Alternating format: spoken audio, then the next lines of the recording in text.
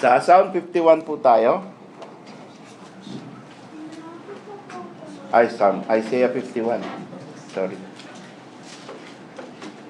Isaiah 51. Dito po sa Isaiah 51 ay mababasa natin ang paulit-ulit na sinabi ng Panginoon, hearken at saka look. Sa verse 1, sabi niya, hearken to me. Sa verse 2, sinabi niya, look unto Abraham your father. Doon sa verse 1, sinabi niya rin, look unto the rock. Sa verse 4, sinabi niya, hearken unto me, my people. Sa verse 6, lift up your eyes to the heavens. Sa verse 7, hearken unto me. So, pag binilang natin, yung salitang hearken, 3 beses. Yung salitang look, 3 beses. Paulit-ulit. Makinig kayo sa akin. Tumingin kayo sa akin. Tingnan nyo yung paligid ninyo. Ano yun? Bakit gusto niyang tumingin at gusto niyang makinig tayo? Sapagkat, ipinipresenta niya ang kanyang sarili, ako ang inyong kaginhawaan. I am the one who comforts you. Ang ibig sabihin kasi niya, ng ating Panginoon, kung saan-saan kayo tumitingin para kayo maging maginhawa, ako ang inyong kaginhawaan. Sa akin kayo tumingin. So, pwede nating itanong sa ating sarili, maginhawa ba ang buhay mo? Meron ka bang nararamdaman na ginhawa sa buhay? Yan ay tinatanong ng mga tao na gusto kang akitin para bumili. No? Marketing. Gusto kang akitin para lalong masarap ang buhay. At kahit sa mga church, ang pang-attract ng mga church ngayon is very comfortable place. Magandang parking, maganda ang air conditioning, maganda ang upuan, malambot. Maganda ang parang nanonood ka ng theater, maganda sa tainga. Masarap pakinig dahil positive yung message. Masarap yung music, ang gagaling ng boses, ang gagaling ng tugtog. At lahat ay parang talagang everything is in harmony. Masarap yung pagkain and everything. Maginhawa. So this is a natural appeal of the world to the flesh. Kaya gusto ng Panginoon baguhin yung ating mindset sa Isaiah 51. First of all, He's talking to Israel, of course. But we want to apply it to ourselves. So when He says, hearken, ano yung sabihin ng hearken? Ganito yan, no? Tingnan nyo. Pag sinabing hearken, God is asking you to put your hand here and put your ears near. Yan yan. Hearken.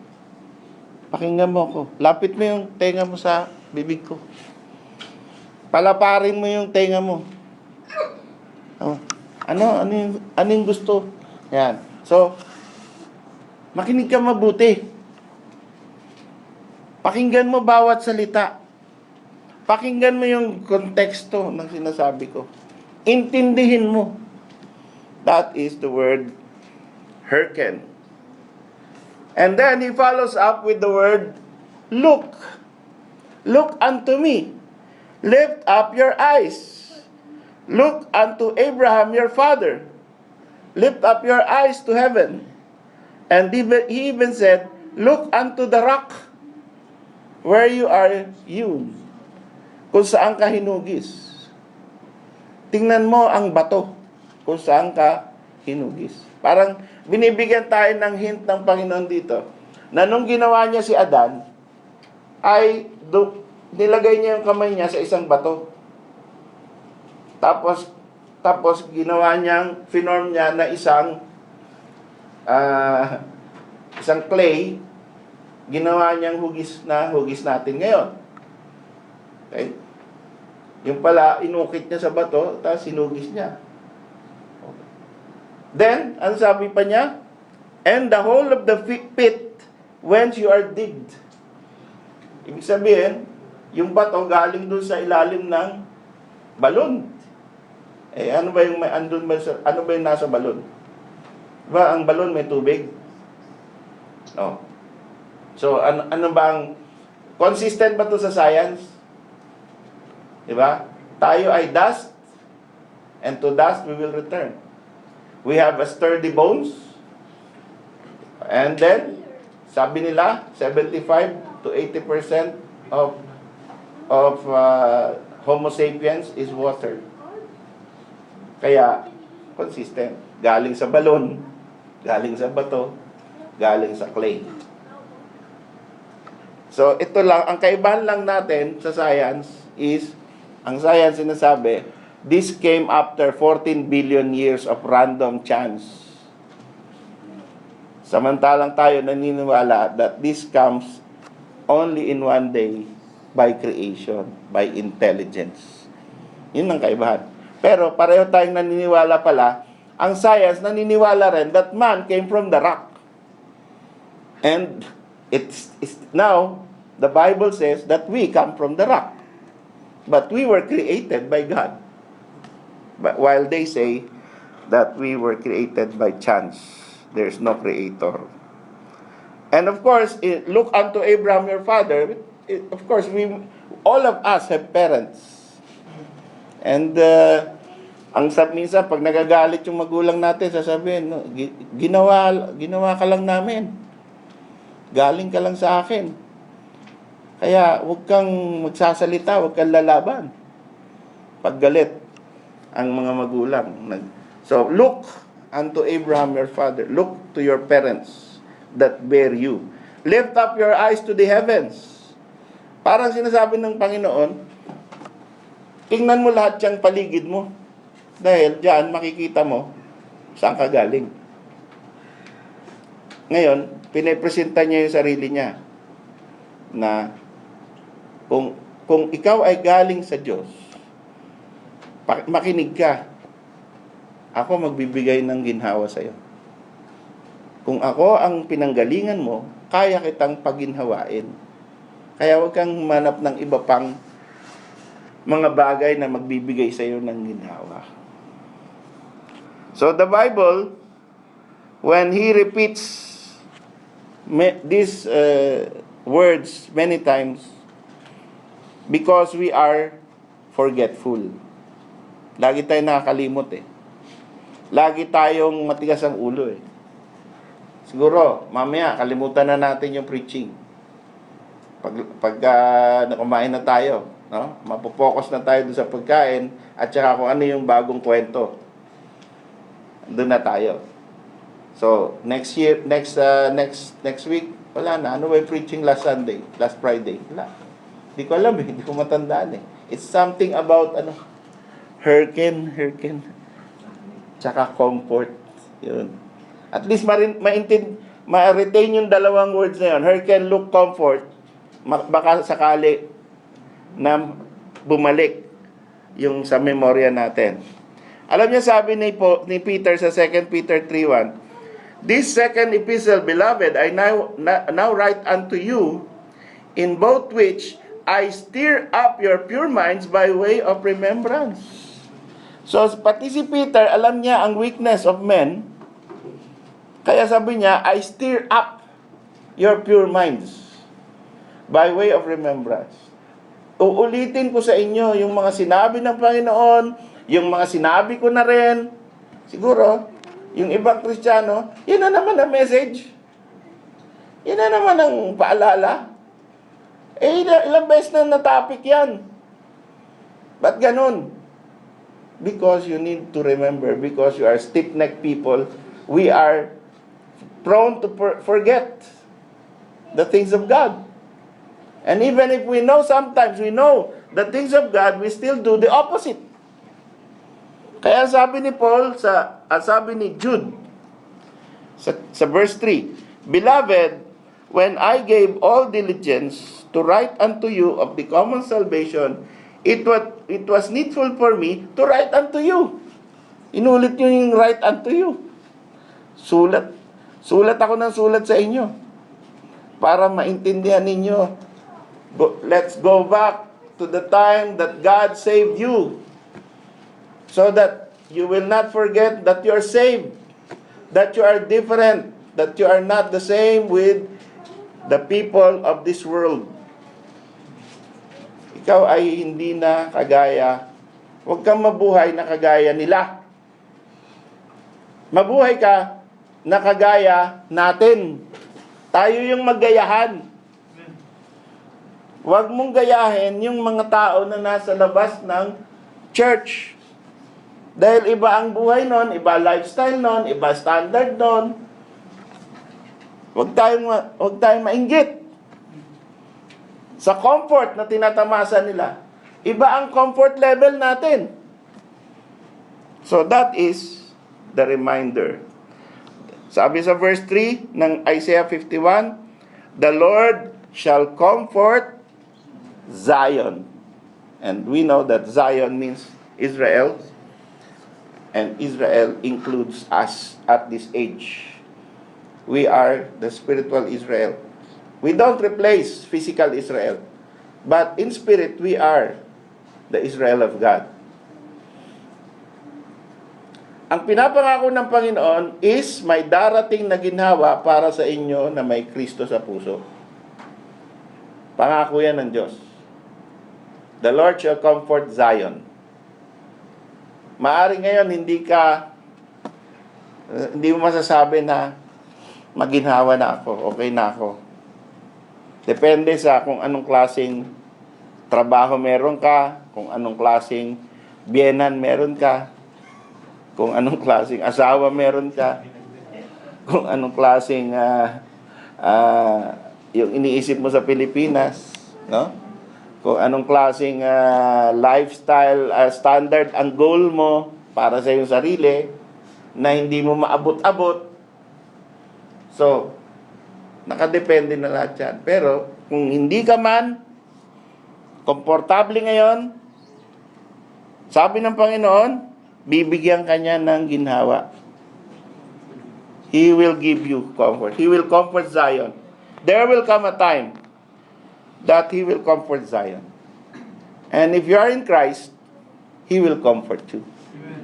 You are part of the plan. You are part of the beloved of God. If Daniel is beloved of God, you who are here are also beloved of God. Kaya pwede mong i-appropriate lahat ng pagmamahal ng Diyos sa mga propeta, pwede mong isalin sa pangalan mo yun. Because of Christ. Not because you are a good man, or you are a prayerful man, or you are a faithful woman. No. You are beloved of God because of Christ. Siya ang nagdala sa iyo doon sa estado ng pagiging pinakamamahal. No? Utang natin lahat sa Kanya. Kung wala siya, wala. Cast away tayo. Hindi tayo pwedeng mahalin ng Diyos. Hindi tayo pwedeng bigyan ng ginhawa. Anong bibigay sa atin? Pagkayamot, panlalait, pagkainis, at pagtaboy. At karapat dapat lang na yan ang ibigay sa atin dahil tayo makasalanan. Tayo matigas ang ulo. So ang tanong natin, saan ka ba humuhugot ng ginhawa ngayon? Ano nagbibigay sa iyo ng comfort? Anong basihan mo ng maginhawang buhay? Sa normal na tao, pag mabango, malinis, malamig, maluwag, maginhawa. Diba? Ayaw natin ng masikip. Yung halos di ka na makagalaw. Tapos mabaho. Ayaw natin nun. Parang hindi tayo komportable nun. Ang baho naman doon. Ayaw ko na nga doon. Ayaw natin ng madumi. Praise God. May mga kalalakihan tayo na natira dito. Nilinis yung mga silya. Tingnan mo, puputi niyan. No? May natira pang konti, pero halos lahat. Courtesy of the men who stayed behind.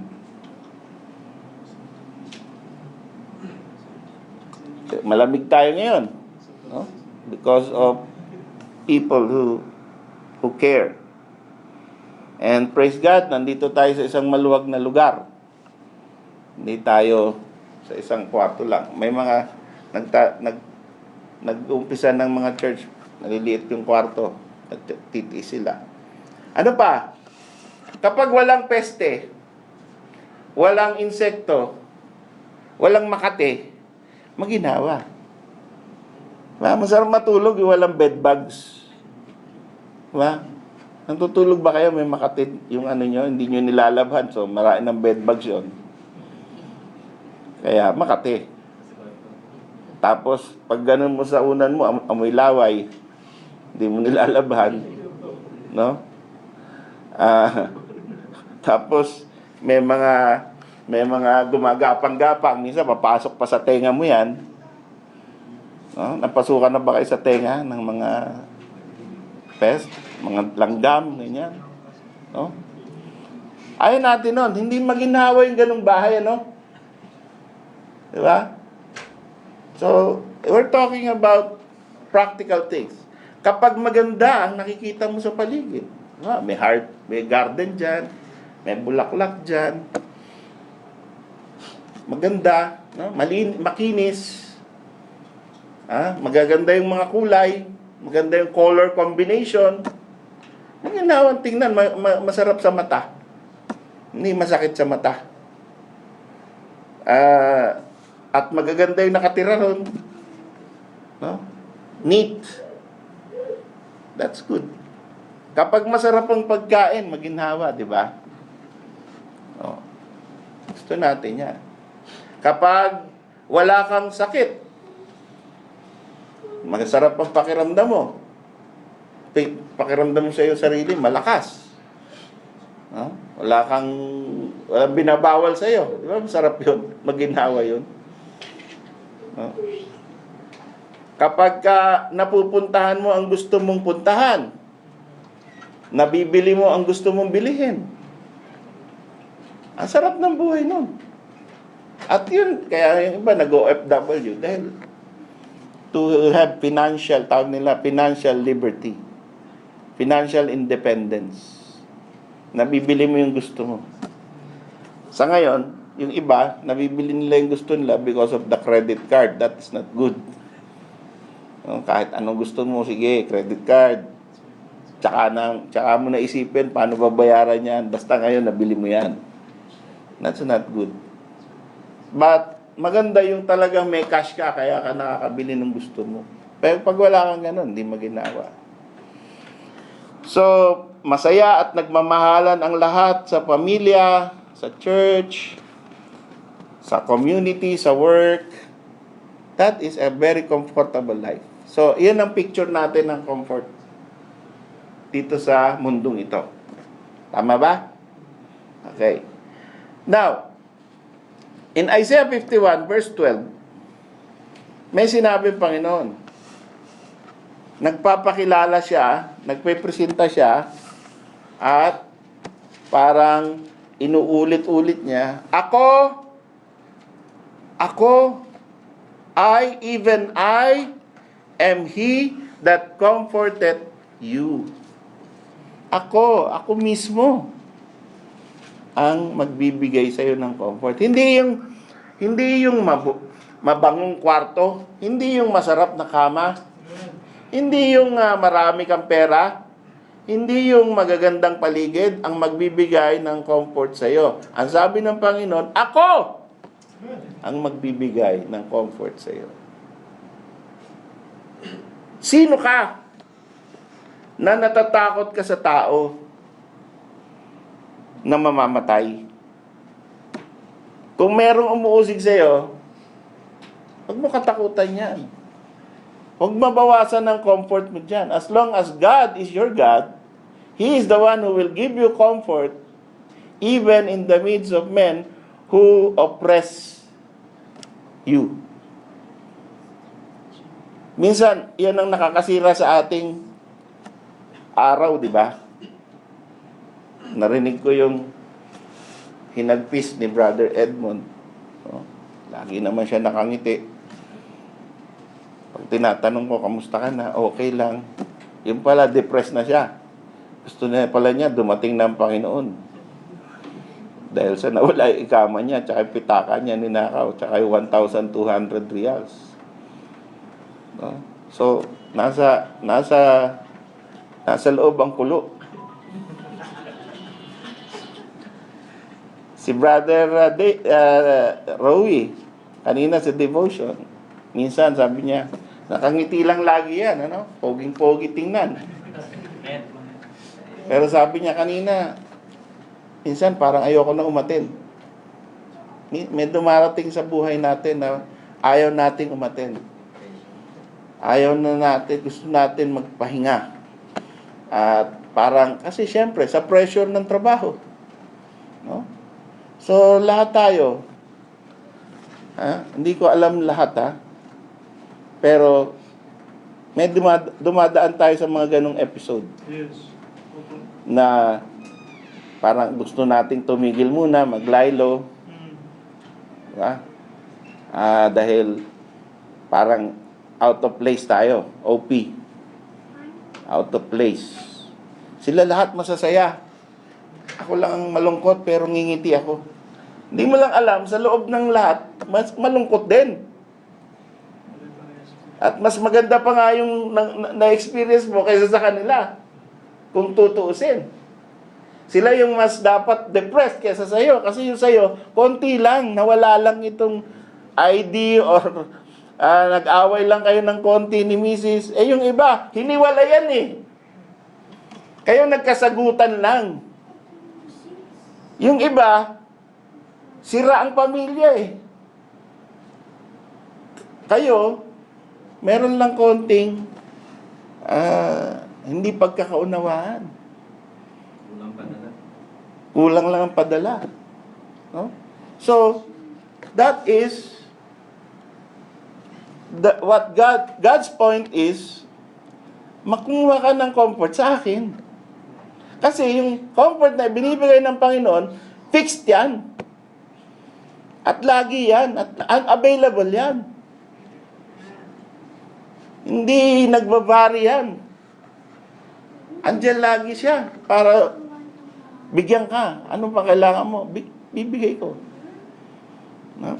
So, minsan yan, nakakalimutan natin. Huwag ka matakot. Don't be afraid of man that shall die, and of the Son of Man, which shall be made as grass. Ano ba yung sinasabi? Ang tao magiging parang damo. Ano ba yung damo? Di ba ang damo andyan lang, mamaya pasunugin na. Napak-apakan. Natutuyo. No? So, yan ang damo. Yan ang buhay ng damo. Worthless. That's our life. It's just something that mayabong in the one time and then wilted or tuyo in the next day. So don't be afraid of the oppression of men. Don't forget the Lord. In verse 13, sabi niya, I am the one who comfort you. Don't be afraid of man. Don't forget the Lord thy maker. Don't forget the Lord, your maker, who stretched forth the heavens. Ibig sabihin, He is very powerful. He can do many things to give you comfort. He can stretch forth heavens. He laid the foundations of the earth. And sabi niya, eto kaya kong gawin. Ikaw natatakot sa tao na wala namang ginawang ganyan. Natatakot ka every day of the fury of the oppressor, as if he were ready to destroy. So this is the rebuke. rebuke sa atin ito. Sana ma-rebuke tayo. Sana maintindihan natin na sinasaway tayo ng Panginoon sa maling values sa ating buhay. At sana ay okay lang sa atin kung tayo ay masaktan ng rebuke ng Panginoon. Gawin nating seryoso yung mga salita ng Panginoon. That ako ang iyong comfort, huwag kang humanap sa iba. Huwag kang ma-intimidate sa mga tao. Kapag walang tumutuya sa atin, komportable tayo. Pero, pagka ikaw ay meron ng Panginoon sa puso mo, kahit may tumutuya, komportable ka pa rin. Kahit may umaapi sa'yo, kaya mo pa rin ngumiti at mag-survive at hindi ma-depress. Because the Lord is your comfort. Magtataka na lang yung gustong mag-bring down sa'yo. Bakit nakangiti ka pa din? Paano? Yung ibang tao, binubuli ko. Talagang umiiyak na, ikaw hindi. What is in you? What do you have? That is, these other people don't have. It is the Lord. It is the Lord Jesus Christ. Ang mga tao, pag walang umaaway, pag walang kagalit, yan na, komportable sila. At ayaw naman natin talaga ng may kagalit. Di ba? Ayaw naman natin ng may away. Pero kung ang Panginoon ay nasa puso natin at alam na natin na siya ang magbibigay ng comfort sa iyo, alam mo na sa kanya ka lalapit tuwing may aaway sa iyo. Hindi ka sa pulis lalapit. Hindi ka kay Tulfo lalapit. No? Hindi mo i-broadcast lahat ng umaaway sa iyo, pangalan niya at picture niya sa social media pag may umaway sa iyo. Kundi sa Panginoon, because He will give you comfort. Sabi mo, Lord, inaaway ako nito. Ikaw nang bahala sa kanya. Iligtas mo siya. Bigyan mo siya ng blessing. No? Pwede mong parinig yung panalangin na yun doon sa maaway sa iyo. No? Panginoon, naaway po ako ni Ate Matilda, halimbawa. O ni Aling, ni Manong. Inaaway ako ni Manong, Panginoon. Pagpalain mo po siya, bigtas mo siya, baguhin mo yung isip niya tungkol sa akin. Maganda yung mga ganun, mga instant prayer. Masyasyak yun. Gusto niyo ba makita na pagmulat mo ganyan, nakanganga? Gawin mo yun. Hindi ko pa rin nagawa yun eh. Pero let's try. Let's try. No? Let's look at the shocked people. Kapag walang nagbabanta, maginhawa. Pag walang umiiwas sa'yo at wala kang iniiwasan, maginhawa. Ayaw natin yung ganun eh. Yung naglalakad kang ganyan, pag ganun mo, uy, biglang tatalibid kang ganun. Kasi ayaw mong ma-meet. Or bigla kang gagawain kunyari, o titingin ka sa cellphone, titingin ka sa bituin, di ba? Or di kaya siya naman, kinakamayan mong ganyan, biglang nakaganon. Anong tawag doon? Patay mali siya or dead ma, sabi ni Mrs. So, pangit yun. Hindi magandang pakiramdam yan, hindi komportable. Pero pag may gumaganon sa'yo, takbo ka sa Panginoon. He will give you comfort. Ano, Lord, itong tao na to, ayaw akong pansinin. Please, take care of this situation. What did I do? Tell me. Give me insight kung ano yung dapat kong gawin. So that, and then, God will give you comfort. The discomfort of that situation will be reversed. It will become comfortable. Because you turn to the Lord. So, God rebukes us. Sabi niya, sa akin ka tumingin. Makinig ka kung gusto mong guminhawa. Ako lang ang pinanggagalingan ng totoong ginhawa. Huwag ka matakot sa tao, sa pagtutuya ng mga tao, because sila ay mamamatay, sila ay dumadaan lang yan sa buhay mo. Ang Panginoon, permanent. Ang mga tao, dumadaan lang sa buhay natin. So, labanan natin ang pakiramdam ng discomfort because of this world. Baguhin natin ang konsepto natin ng ginhawa. Let us always have comfort from God Himself and not from the circumstances we are in or the comfort of the money which we have or the houses, no? Huwag mong kalimutan na ang tunay na kaginhawaan ay sa Panginoon. Huwag kang kumuha ng ginhawa sa mga bagay dito sa mundo, kundi kumuha ka ng ginhawa doon sa gumawa ng mundo.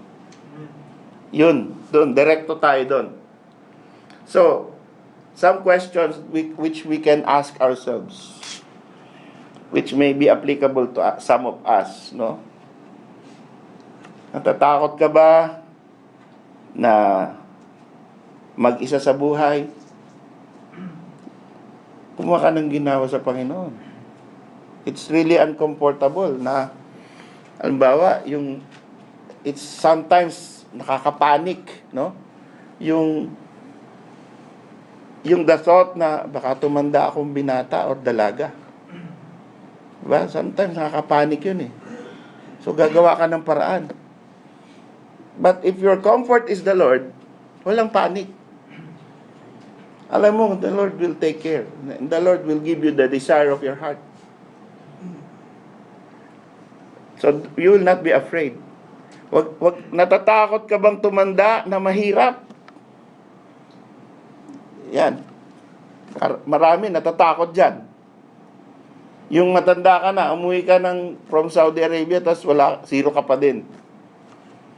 Tapos wala nang tutulong sa'yo because you are already useless. Wala ka nang pwedeng pasukan dun. Kasi tanda ka na nga eh. So wala nang mag-hire sa'yo. Tapos yung inipon mo, winaldas na ng mga tao. So that is a real uncomfortable feeling. Uncomfortable thought na nararamdaman ng mga tao, no, ng OFW. Pero kahit nasa Pilipinas ka naman, ganun din. So what is that? If you run to the Lord, He will give you comfort. Natatakot ka bang mapahamak dahil sa pag-attend mo ng church?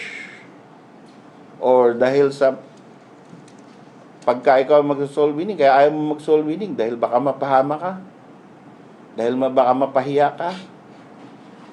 Seek comfort from God. Na, okay, sabihin mo, first encounter, napahiya ka, hindi ka pinansin, or ni-reject yung gospel. Ang comfort natin is, God, you have planted the seed. And God will take care of His word that it will not return to Him void. Nagtanim ka eh. So, dahil nagtanim ka, nagamit ka na ng Panginoon. That's the comfort. Nagamit ka ng Panginoon. Keep planting. Don't be afraid of their faces. Huwag ka matakot na pagkaisahan ng mga tao, mawalan ng kaibigan, dahil lagi mong sinasabi yung salitang praise the Lord. Or blessed, God bless. Sinasabi mo lagi yan. Or baka hindi mo sinasabi yan dahil natatakot ka, baka hindi ka nalapitan ng tao kasi weird. No? Lahat sila nagmumura, ikaw, God bless. Lahat sila ay, ang lingwahe nila ay puro yung lingwahe ng gay lingo, ikaw, praise the Lord. So, kakaiba ka. Para kang weird. No? Sila nga dapat ang weird ikaw ang tama Pero baliktad ang mundo ngayon Kaya ang tingin nila sa atin, weird. Pero pagka lumapit ka sa Panginoon, you are blessed. You're not weird. Natatakot ka bang mag-offering dahil baka maubusan ka ng funds? Maubusan ka ng mga pwede mong gamitin na pera. Yan ang mga kinakatakot ng tao no? Natatakot maging sobrang faithful or serious sa gawain dahil baka tawagin ka ng Panginoon sa full-time ministry or pagiging missionary. At tawagin ka maging pastor. So, ano lang tayo? Doon lang tayo sa middle. Huwag tayo masyadong mag-aral. Attend lang tayo. Paggamit lang, tapos trabaho. Pero may mga tao talaga na talagang yun ang kanilang future para sa Panginoon. Hindi maiwasan yan If God wants to use you, He will use you. So don't be like Jonah. So this is the word of the Lord for us today. God is your comfort. He will comfort Zion. And He has promised us in Isaiah 51 verse 3 what kind of comfort He will bring. Basahin po natin Isaiah 51:3. For the Lord shall comfort Zion. He will comfort all her waste places. And He will make her wilderness like Eden. Saan ka pa? Nag-iisip ka pa ba ng bakasyon sa Boracay or sa Palawan? Ang nakaschedule sa iyo na comfort na ibibigay ng Panginoon out of this world. He will convert the wilderness and make it like Eden. And doon ka titira. So, kung hindi mo man makuha yan ngayon, okay. Kung makuha mo yan ngayon, okay. Bigyan ka ng pagkakataon. Kagaya ng ating kapatid na nasa Los Angeles, California ngayon. That is good. That is a gift from God to a family. Kung sino man sa atin ang magkaroon ng ganong opportunity, take it. It is God's gift to you because of you work hard. But that is not for all of us. And that should not make us uncomfortable na bakit hindi ko maabot yun. No? Bakit hindi ako magkaroon ng ganong klaseng bakasyon grande? Maybe God has something else in store for you. Or if not, maybe. If not in this life, in the other life, in the next life, yan, sigurado. Magkakaroon ka ng Eden, magkakaroon ka ng paradise. So, either way, God will comfort you. Sabi ron, the desert will be like the garden of the Lord. Joy and gladness shall be found therein. Thanksgiving and the voice of melody. See? Anong klaseng music meron sa langit? Sa paradise. It's the best music. Walang sintonado doon. Walang maling nota doon. Wala sa timing doon. Lahat doon perfectly sung and magandang pakinggan na music before the God Almighty. Let's look at Isaiah 51:11. Another promise of comfort para sa mga mananampalataya. This is only for you who are in Christ. Therefore, the redeemed of the Lord shall return and come with singing unto Zion, and everlasting joy shall be upon their head. They shall obtain gladness and joy, and sorrow and mourning shall flee away. Wala nang lungkot. Wala nang bully. Wala nang intimidation. Wala nang oppressors. Sorrow and mourning shall flee away. Wala nang namamatay. Wala nang e-exit. Wala nang nagkakalayo-layo. Magkakasama lahat. No? Hindi na tayo uuwi kasi we are home. That is our eternal home. And God will give us everlasting joy. So, andun na po, ultimately, ang ating comfort. Nakaset na, iniintay na lang tayo. No? Iniintay na lang natin yung time na ibibigay ng Panginoon yun. Nakakasa na yun. Kaya wag na tayong, itong mga comfort dito, kung bigay ng Panginoon, good. Kung hindi bigay, intayin natin yung ultimate comfort na nakaschedule na para sa atin. So, what can I say? Kung dito ka lang sa mundong ito, sa panahong ito, merong kaginhawaan, malaking kahangalan ang ginawa mo sa buhay mo. Kung dito ka lang, may comfort.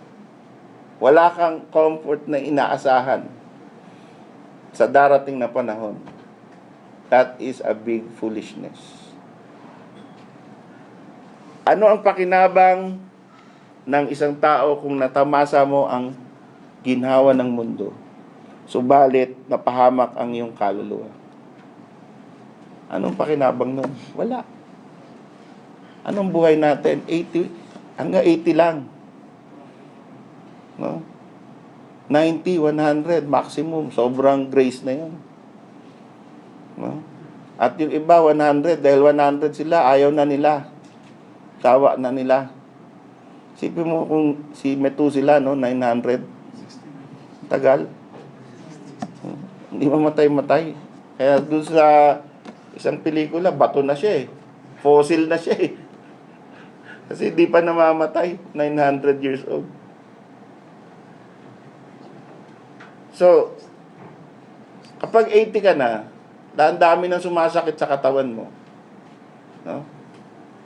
Kung ikaw ay na kay Kristo, alam mo na after the end of your life, mawawala lahat yung sakit. Ang papalit, comfort. Kaya, yun po ang ating iniintay. Yung ginawang binibigay ng Diyos na walang hanggan at walang kapantay. Tumayo po tayo.